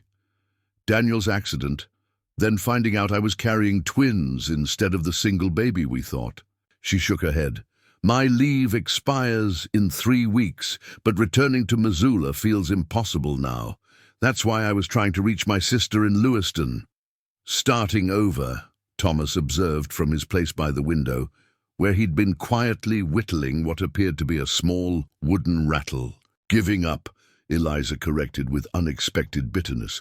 "Running away because I couldn't figure out how to be both grieving widow and new mother in a place where everyone knew us as a couple." James completed the final stitch and tied off the thread before speaking. "Moving forward and running away can look identical from the outside," he said carefully, "but they feel different to the person doing them." The insight startled Eliza with its accuracy. "How did you experience?" he replied simply, offering no further explanation. Thomas set aside his carving and approached the table. "The storm left many branches down, good wood for the fire, but work to gather. James, you should bring in what we can before dark." The pointed suggestion was clearly meant to give Eliza some space after the emotional moment. James nodded, rising without comment, his understanding of his grandfather's intentions evident in the glance they exchanged. When the door closed behind him, Thomas settled into the vacated chair.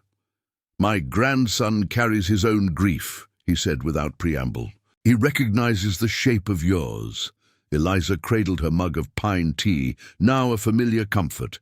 "What happened?" Thomas considered her for a long moment, as if weighing her readiness for the knowledge. 6 years ago, James's wife and infant daughter were caught in a flash flood while he was working in the field. By the time he reached them, it was too late. The revelation struck Eliza with physical force. His experience with the twins comes from the months he had with his daughter before losing her, Thomas confirmed. Caroline was just 8 weeks old when the waters took them. Eliza glanced toward the window where James could be seen stacking branches, his movements precise and controlled, betraying nothing of the tragedy he carried. "How does someone survive that?" "Not all of him did," Thomas said with quiet honesty. "For 2 years after, he disappeared into the most remote wilderness areas, tracking predators that no one else would pursue, sleeping more under stars than roofs." The old man's weathered hand rested briefly on Eliza's. But enough of him remained to rebuild something different from the life he had planned. The parallel to her own situation wasn't lost on Eliza. And the dreams, did they start after his loss? Thomas shook his head. The dreams have always been with him, though he fought against them in his university years, trying to find scientific explanations. After losing Shannon and Caroline, he stopped fighting. Perhaps he hoped the dreams might someday lead him to something healing instead of more loss. Eliza watched as James loaded another armful of branches, Makia circling his legs with canine enthusiasm. And did they lead him to healing? Thomas's gaze held ancient patience. That story is still being written. The conversation left Eliza contemplative as she tended to the twins. James's knowledge of infant care, his gentle competence that she had attributed to professional training or experience with nieces and nephews, now carried profound poignancy. He had been a father, however briefly, had changed diapers and prepared bottles and soothed night cries, just as she was learning to do. When James returned, arms laden with firewood, Eliza found herself studying him with new awareness. The careful way he maintained physical distance, except when necessary. The shadows that occasionally crossed his features when he handled Mason. The practiced efficiency that spoke of someone who had built routines to sustain himself through unimaginable pain. If he noticed her scrutiny, he gave no indication, focusing instead on practical matters, stoking the fire, checking weather reports on the emergency radio, preparing their evening meal from the cabin's stores. Highway patrol reports progress on clearing the pass, he announced as they gathered around the table for a dinner of venison stew. They're estimating the road might be accessible by late tomorrow, weather permitting. The news should have brought uncomplicated relief. Instead, Eliza felt a surprising reluctance at the prospect of leaving the cabin's sanctuary. In just 2 days, the small, warm space had become a reprieve, not just from the deadly storm, but from the exhausting performance of coping that had characterized her life since Daniel's death. Here, with these 2 men who asked nothing but offered everything she could simply be, grieving, uncertain, frightened, yet still capable of caring for her children and finding moments of peace. "Your sister will be relieved to see you," Thomas said, accurately reading her complex reaction. "And the twins will need medical checkups after their adventure." "Of course," Eliza agreed quickly. I don't know how to thank you both for everything you've done." James shook his head, dismissing the need for gratitude. "The storm brought you to our door. We did what anyone would do." "Not anyone," Eliza corrected gently. "Most people wouldn't venture into a blizzard based on dreams. Most wouldn't know how to navigate those conditions or care for stranded infants." Thomas smiled, the expression transforming his weathered face. "Perhaps the dreams brought you to the right door, then." After dinner, as twilight deepened outside the frost-edged windows, Thomas produced a traditional hand drum from a shelf. "Music helps the little ones sleep," he explained, settling near the twins' makeshift crib. The rhythms he began to play started softly, steady heartbeat patterns that seemed to resonate with something primal. As the twins drifted towards sleep, Thomas began to sing in his native language, the words unfamiliar to Eliza, but somehow deeply comforting. James, sorting equipment near the door, paused his work to listen. Something in his expression, a softening around the eyes, a slight relaxation of his habitual vigilance, suggested the music held significance for him beyond mere appreciation. "What is he singing?" Eliza asked quietly when Thomas finished the first song and began another, softer melody. "A very old lullaby," James replied, his voice low, "about the moon watching over sleeping children, keeping them safe until morning." The simple explanation carried emotional weight beyond the words themselves. Eliza wondered if James's daughter had been sung to sleep with these same ancient rhythms, if Thomas had drummed for his granddaughter, as he now did for her twins. "He sang it for Caroline," James said, answering her unspoken question, "and my father sang it for me." The voluntary offering of this personal detail, the first James had shared without direct questioning, felt significant. A small doorway opened into his carefully guarded past. "She would be about Emma and Mason's age now," Eliza said softly. "If things had been different." James's gaze remained on the twins, now sleeping peacefully under his grandfather's musical watch. 6 years old, he corrected without inflection. She would be learning to read, starting to lose baby teeth, asking endless questions. The specificity of these imagined milestones revealed how thoroughly James had tracked the development his daughter would never experience. Eliza's heart constricted with recognition. She had done the same with Daniel, mentally narrating the moments he would miss with their children. "I do that too," she admitted. "Create the alternate reality where Daniel sees them smile for the first time, teaches them to ride bikes, walks Emma down the aisle someday." James nodded, understanding requiring no further explanation. "Does it help? Sometimes it tortures, sometimes it comforts." Eliza watched Thomas's gentle rocking as he continued his lullaby.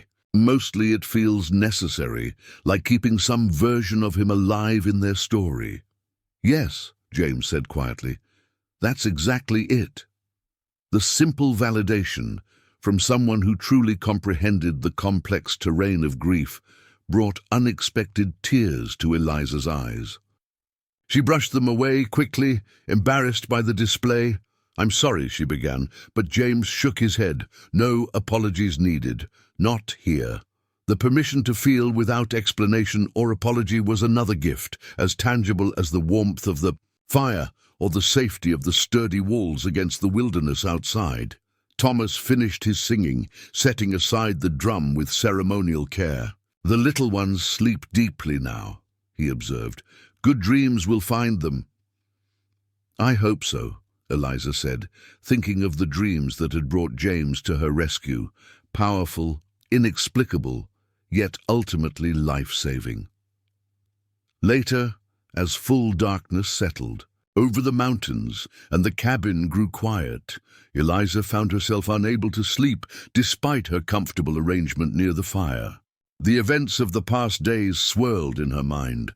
The desperate decision to attempt the mountain crossing, the terror of being stranded, the miraculous rescue by a man guided by dreams. She rose quietly, careful not to disturb the sleeping twins, and moved to the window. Outside, stars pierced the crystal-clear sky with remarkable brightness, their light reflecting off the snow-covered landscape to create an ethereal glow. A movement caught her eye. James standing on the porch, Makia at his side, both looking toward the distant peaks now visible in the storm's aftermath. His posture conveyed both strength and solitude, a man accustomed to carrying heavy burdens alone. Without conscious decision, Eliza reached for her borrowed coat and slipped outside. The cold hit her immediately, sharp and clarifying after the cabin's warmth. James turned at the sound of the door, nodding acknowledgement but not surprise at her appearance. "Couldn't sleep?"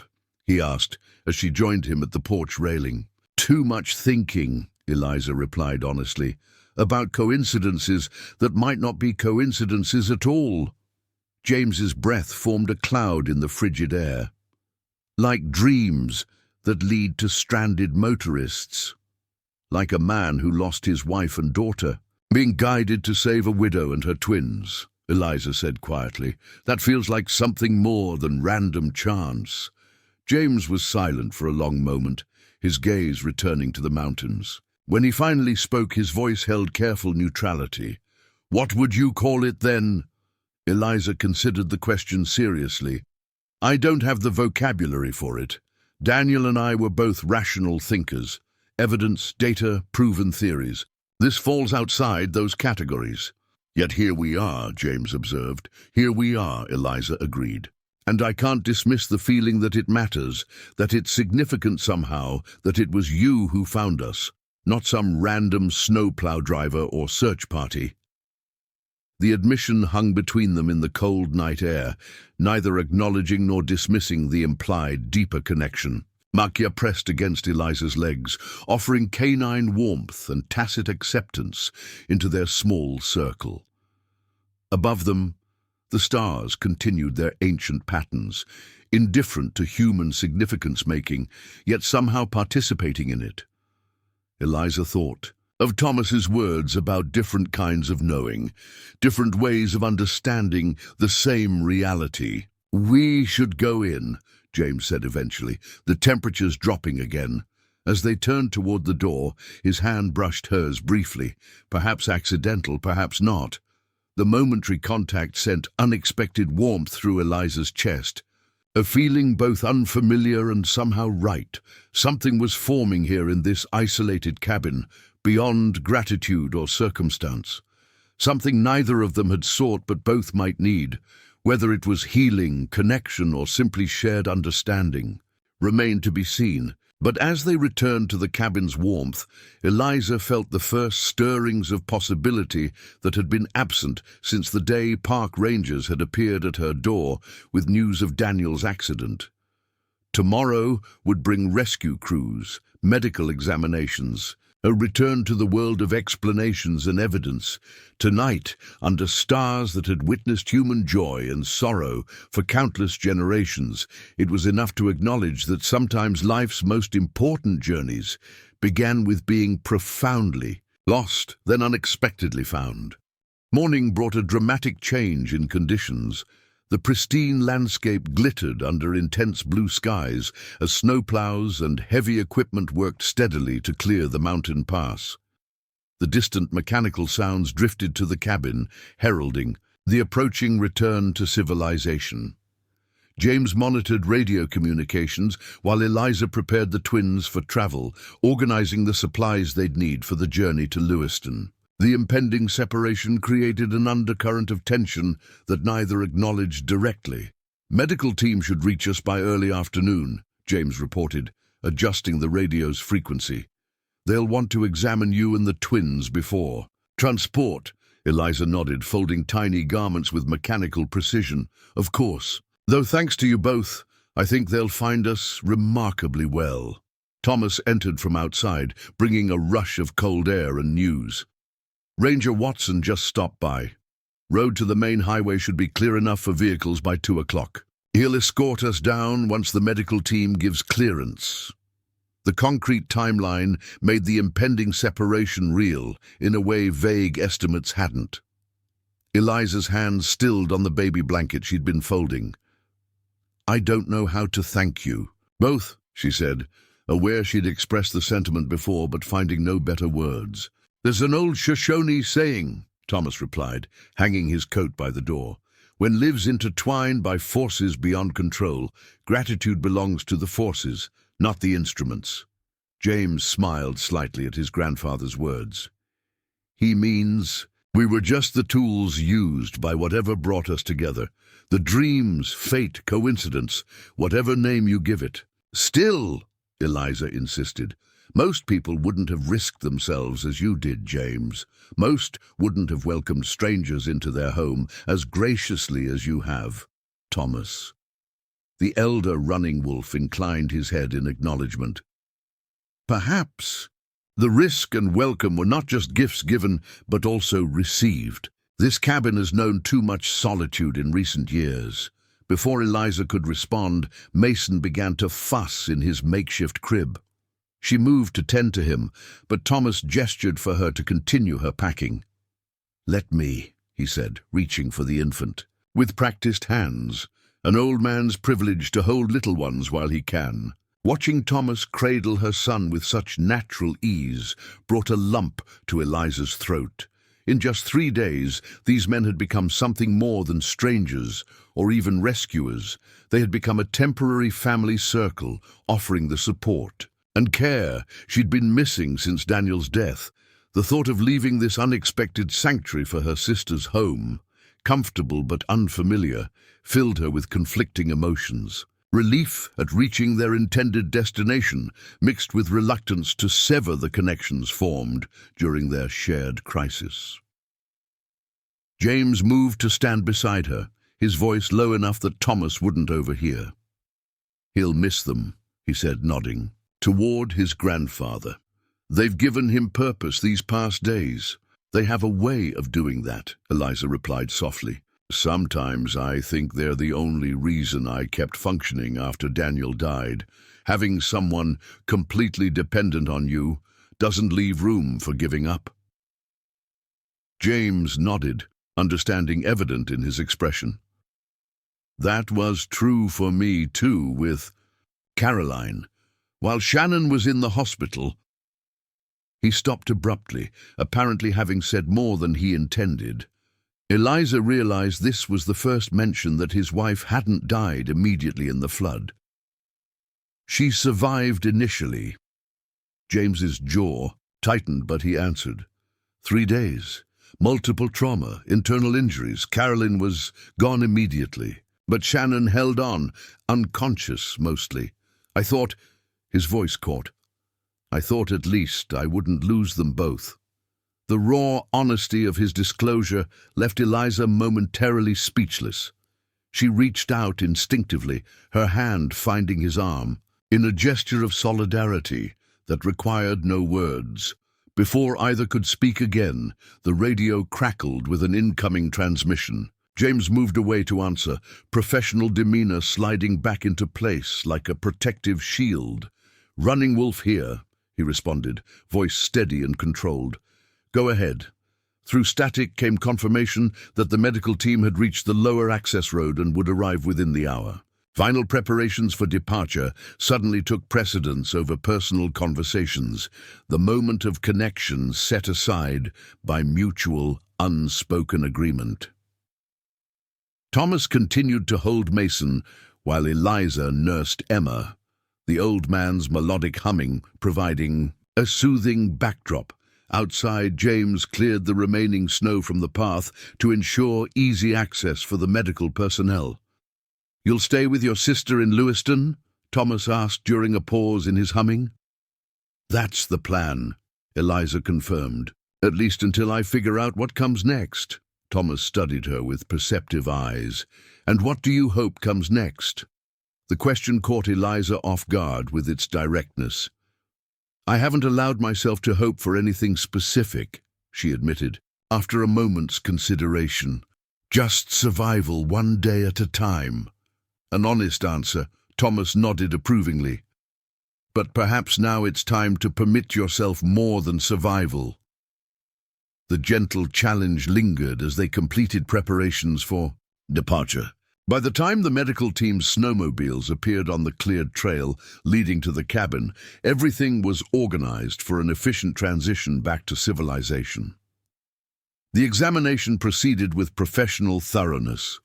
Dr. Rania Chen, a compact woman with quiet competence, checked Eliza and both twins for any signs of frostbite, hypothermia after effects, or other cold-related injuries. "Remarkably good condition, considering what you've been through," she pronounced finally. "Whoever cared for you knew exactly what they were doing." "They did," Eliza agreed, watching as James discussed transportation logistics with the paramedics. Outside the cabin window, "They saved our lives in more ways than one." Dr. Chen made notes in her tablet. "We'll still want a full workup once we reach the hospital in Lewiston, especially for the infants. But I see no reason to delay transport." She glanced around the cabin with professional assessment. "You were fortunate to find such adequate shelter." "The shelter found us," Eliza corrected quietly.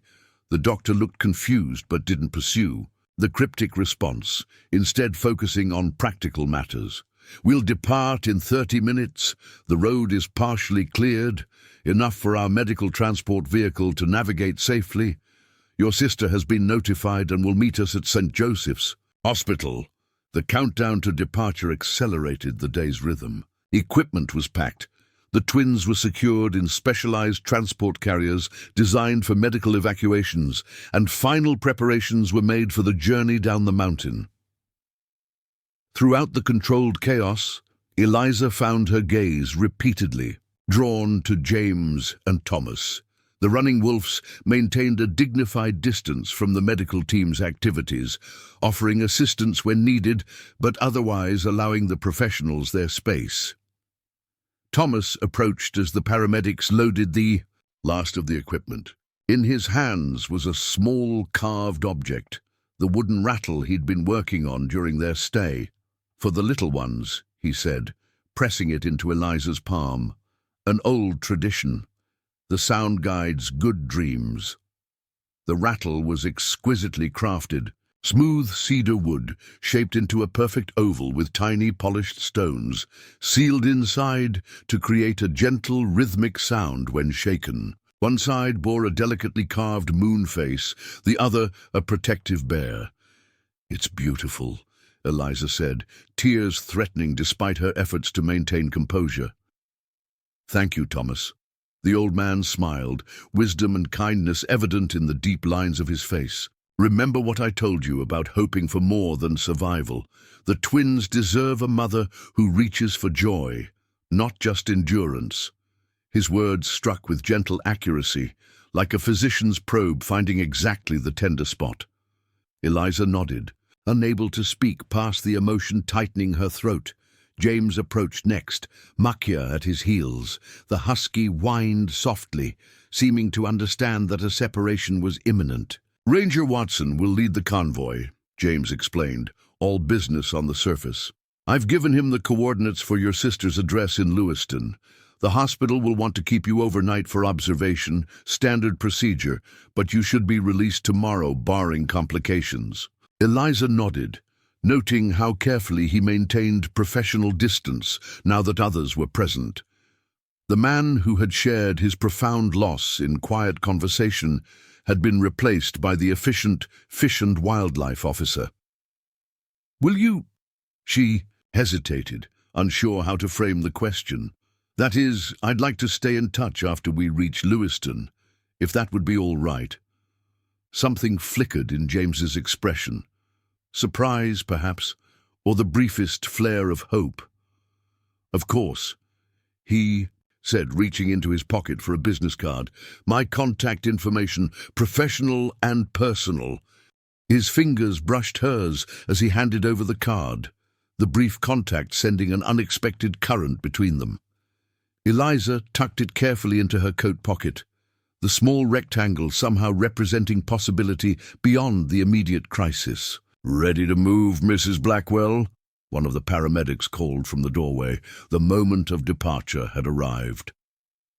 Eliza took a final look around the cabin that had been their sanctuary, the fireplace still radiating comforting heat, the makeshift baby bed now empty, the table where they had shared meals and conversations that had gradually transformed strangers into something more complicated. "I'll never forget what you've done for us," she said, addressing both running wolves. "Either of you." Thomas stepped forward, placing weathered hands on her shoulders in what felt like a blessing. "The story isn't finished," he said with quiet certainty. "Only the first chapter has been written." Outside, the medical transport vehicle waited, engine running, specialized carriers for the twins already secured inside. The journey down the mountain would be slow but safe, every precaution taken to protect the vulnerable infants. As Eliza was helped aboard, she looked back one last time. James stood on the cabin porch, tall and steady against the backdrop of wilderness, Makia alert at his side. His expression remained carefully neutral, but his eyes held something that hadn't been there when they first met, a watchfulness that suggested he wouldn't lose sight of her easily. Thomas raised a hand in farewell, the gesture somehow conveying both conclusion and continuation. Something had ended, their time of shared crisis and shelter. Something else remained unfinished. Connections formed that defied easy categorization.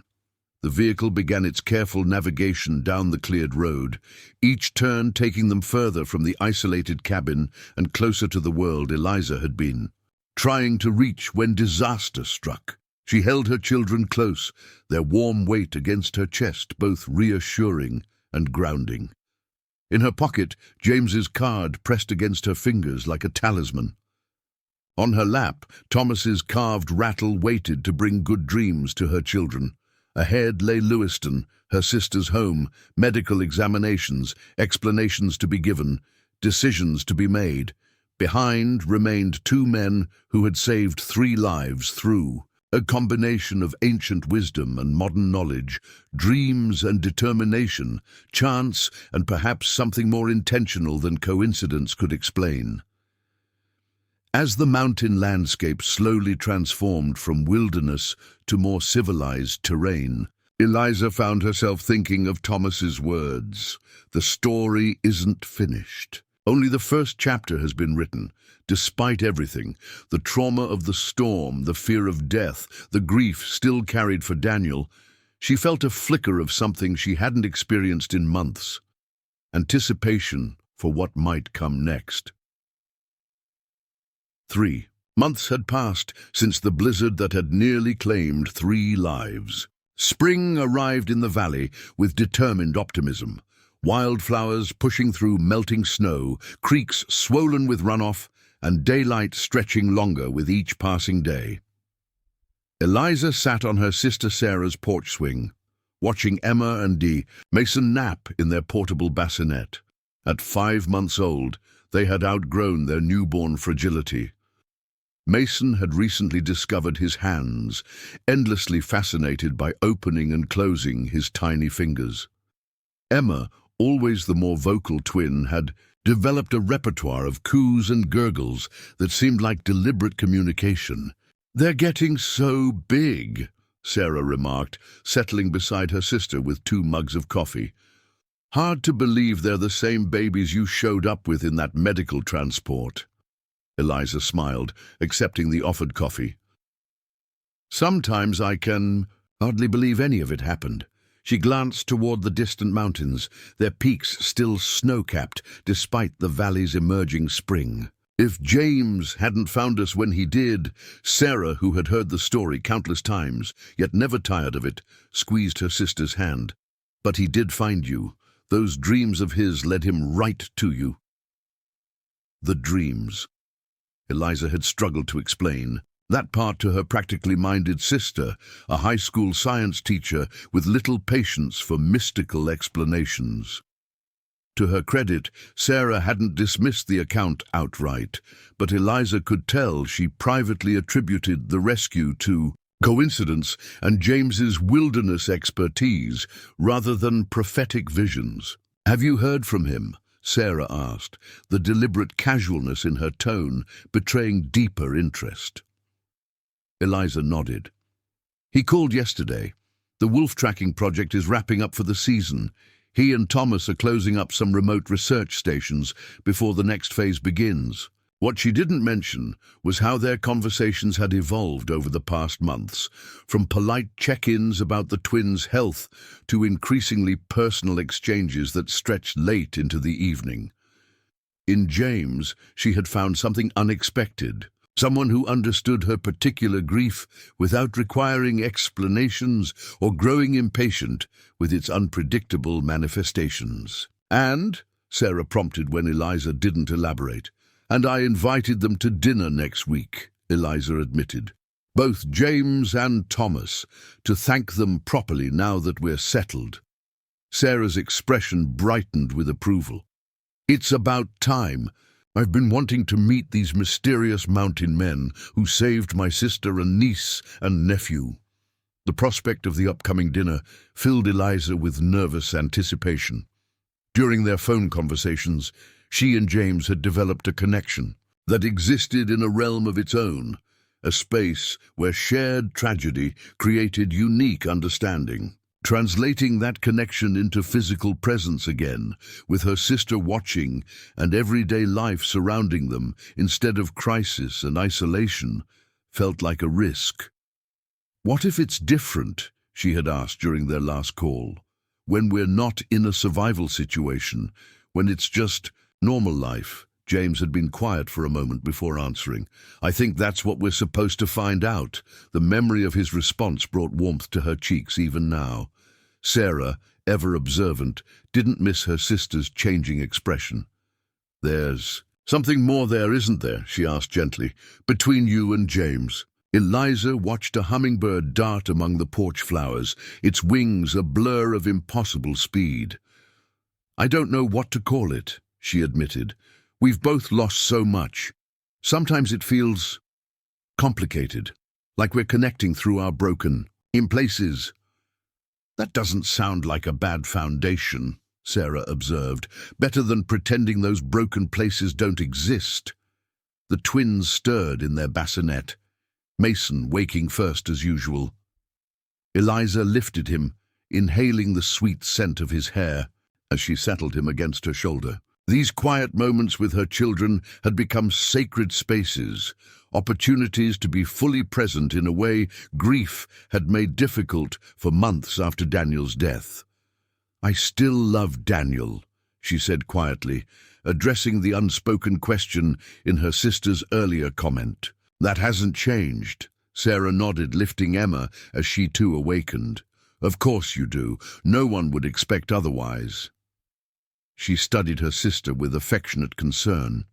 "But loving someone who's gone doesn't mean you can't also open yourself to someone who's here." The simple wisdom of this statement settled around Eliza like a comfortable blanket. Over these months in Lewiston, living in her sister's guest cottage while figuring out next steps, she had gradually allowed herself to envision a future different from what she had planned with Daniel. Not replacing those dreams, but creating new ones alongside the memories. "I've been offered a position," she said suddenly, the decision crystallizing even as she spoke. "At the Cultural Heritage Center in Boise. They're expanding their environmental archives section, indigenous land, management records, traditional ecological knowledge documentation. The director called yesterday." Sarah's surprise quickly transformed to delight. "Eliza, that's perfect for you. Your experience at the university plus your research background." She paused, comprehension dawning. "Boise is much closer to where James lives than Lewiston is." "That's not why I'm considering it," Eliza protested, though not entirely convincingly. "But it doesn't hurt," Sarah concluded with a knowing smile. The week passed in a flurry of preparation. Eliza cleaned the guest cottage thoroughly, planned and shopped for a meal that could accommodate any dietary preferences, and spent far too long considering what to wear, all while telling herself this wasn't anything more significant than a thank-you dinner. When the day arrived, she found herself watching the clock with uncharacteristic attention.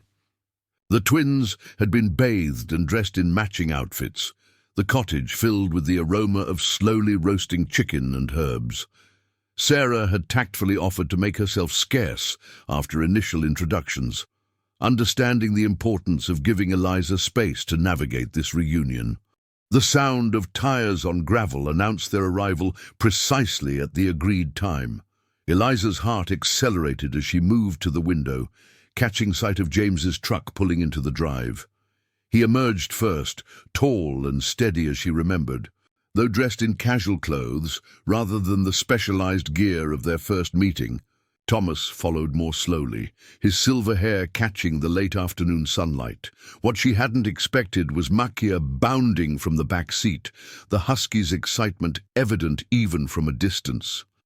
The sight of the dog who had tracked them through impossible conditions brought a surge of emotion that momentarily overwhelmed Eliza.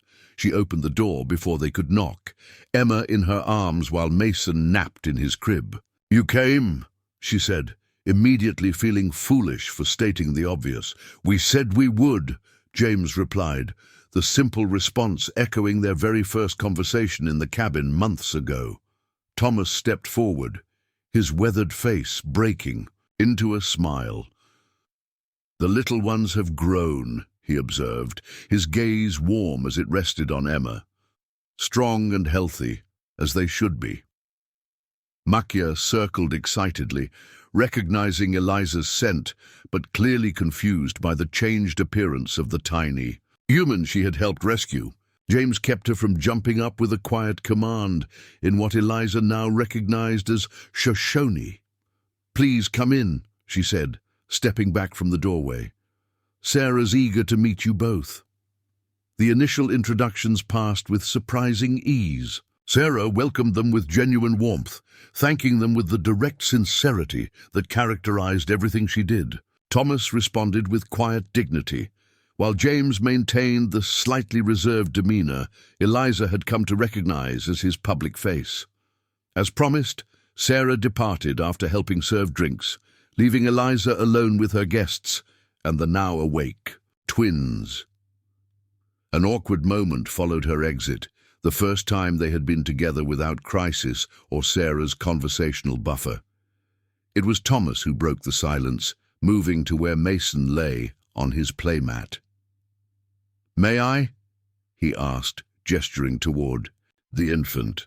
"Of course," Eliza said, relieved to have the focus shift from the adult's uncertain interactions. Thomas settled on the floor with remarkable agility for his age, speaking softly to Mason in his native language. The baby responded with delighted attention, tiny hands reaching toward the elder's gentle voice. James watched his grandfather with obvious affection before turning back to Eliza. "You look well," he said. "Lewiston agrees with you." "It's been a good place to heal," she acknowledged. "Sarah has been incredible with the twins, and having family support has made all the difference." She hesitated before adding, "But I've accepted a position in Boise. We'll be moving next month." Something flickered in James's expression. Surprise followed quickly by what might have been hope. "The Cultural Heritage Center?" Eliza blinked, caught off guard by his knowledge. "Yes, actually. How did you—" "I may have recommended you when the director mentioned they were expanding," James admitted. "I hope that wasn't overstepping." The revelation that he had been thinking of her professional future, creating opportunities without presumption or pressure, touched Eliza deeply. No, it wasn't overstepping. It was thoughtful. From his place on the floor, Thomas made a sound. That might have been a suppressed chuckle. The old man continued his one-sided conversation with Mason, but his awareness of the exchange between his grandson and Eliza was evident. The dinner itself proved easier than anticipated. Conversation flowed naturally around topics from the twins, development to James's wildlife research to Eliza's new position. Thomas entertained them with stories of his youth in the mountains, while James revealed a dry humor that emerged more freely in relaxed settings. As they finished the meal, Thomas pushed back from the table with a contented sigh. "A wonderful feast," he declared. "Now, I believe Makia needs exercise after our long drive. Perhaps I should take her for a walk before dessert." The transparent excuse to give James and Eliza privacy might have been embarrassing if not delivered with such charming conviction. James shot his grandfather a look that mixed exasperation with gratitude. "I can show you the walking path that circles the property," Eliza offered, playing along with the charade. "It's quite lovely at sunset." Once Thomas and Makia had departed, the cottage fell into momentary silence. Emma and Mason had both drifted to sleep in their portable cribs, their synchronized breathing creating a peaceful backdrop. "He's not exactly subtle," James observed, a smile tugging at his lips. "Sarah's the same way," Eliza replied, clearing dishes to hide her sudden nervousness. "She's been trying to orchestrate this dinner for months." James moved to help her, their hands briefly touching as they reached for the same plate. The contact, small as it was, sent an undeniable current between them. "I've thought about you," James said quietly, abandoning pretense. About all of you. More than I probably should admit. Eliza set down the stack of dishes, turning to face him directly. I've thought about you too. The simple exchange of truths cleared a path through months of careful phone conversations and measured responses. James took a step closer, his expression more open than she'd ever seen it. I know it's complicated, he began. We've both lost so much, and there are the twins to consider, and reasonable expectations about timing. Eliza surprised them both by reaching up to place her fingers gently against his lips, stopping the logical arguments she sensed were coming. The dreams brought you to us for a reason, she said, echoing Thomas's words from months ago. I'm not sure we need to analyze it quite so carefully. James's smile formed beneath her fingers before he carefully took her hand in his. Thomas would approve of that perspective. And what about you? Eliza asked softly. What do you think? Instead of answering immediately, James reached into his pocket and withdrew something small. He opened his palm to reveal a carved wooden figurine, 2 adult wolves standing protectively on either side of 2 wolf pups. I've been working on this since we last saw you, he said, offering it to her. In Shoshone tradition, the wolf represents family, loyalty, protection of what matters most. Eliza accepted the carving, running her fingers over its smooth contours and intricate details. The symbolism wasn't lost on her. 2 adults guarding 2 young ones, a configuration that mirrored their current reality in ways that felt both significant and natural. It's beautiful, she said, her voice thick with emotion. I don't expect anything, James clarified. I just want you to know that whatever comes next, whatever you decide, I'm here, for all 3 of you, in whatever way. Makes sense.